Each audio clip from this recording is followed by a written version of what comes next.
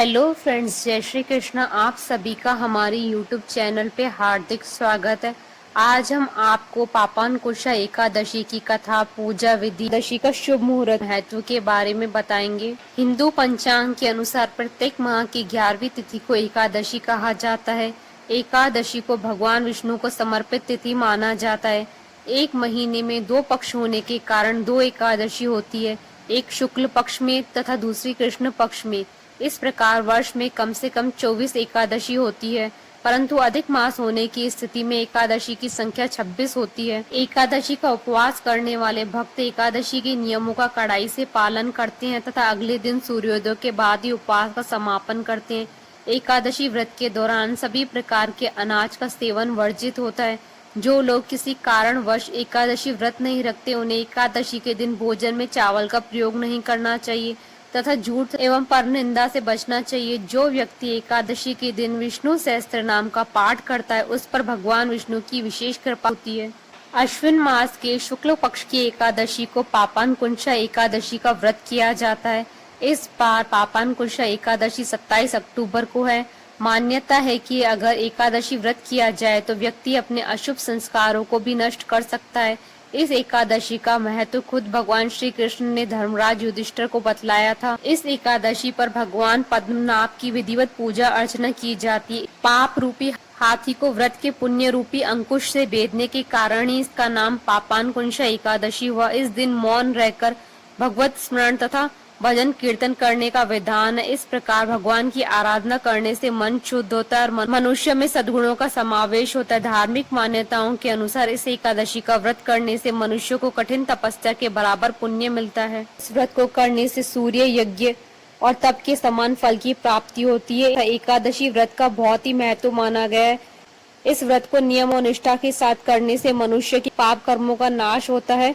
पापानकुशा एकादशी का शुभ मुहूर्त। एकादशी तिथि प्रारंभ होगी 26 अक्टूबर 2020 को सुबह 9 बजे और एकादशी तिथि का समापन होगा 27 अक्टूबर 2020 को सुबह 10:46 पर।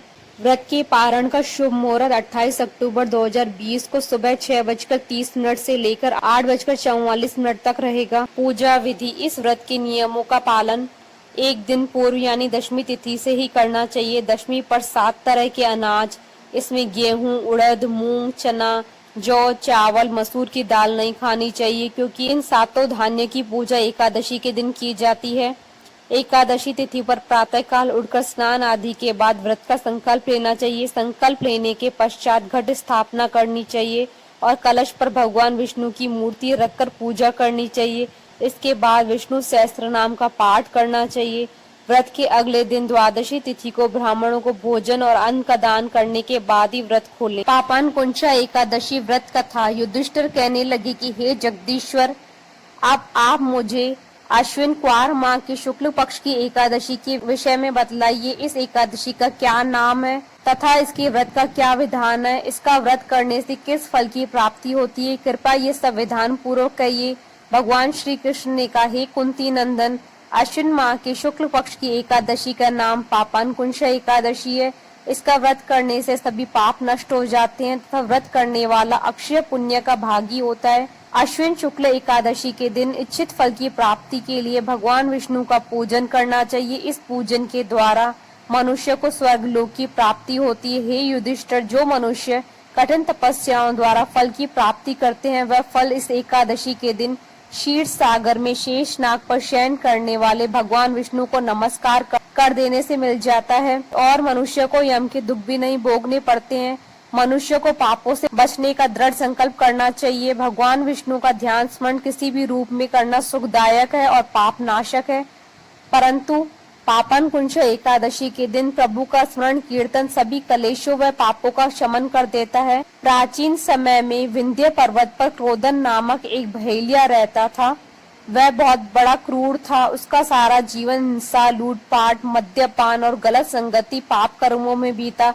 जब उसका अंतिम समय आया, तब यमराज के दूत बहेलिये को लेने आए और यमदूत ने बहेलिये से कहा कि कल तुम्हारे जीवन का अंतिम दिन है, हम तुम्हें कल लेने आएंगे। यह बात सुनकर बहेलिया बहुत भयभीत हो गया और महर्षि अंगीरा के आश्रम में पहुंचा और महर्षि अंगीरा के चरणों पर गिरकर प्रार्थना करने लगा, हे ऋषिवर, मैंने जीवन भर पाप कर्म किए हैं, कृपा कर मुझे कोई ऐसा उपाय बताइए जिससे मेरे सारे पाप नष्ट हो जाएं और मोक्ष की प्राप्ति हो जाए। उसके निवेदन पर महर्षि अंगीरा ने उसे अश्विन शुक्ल पक्ष की पापान कुंशा एकादशी का विधि पूर्वक व्रत करने के लिए कहा।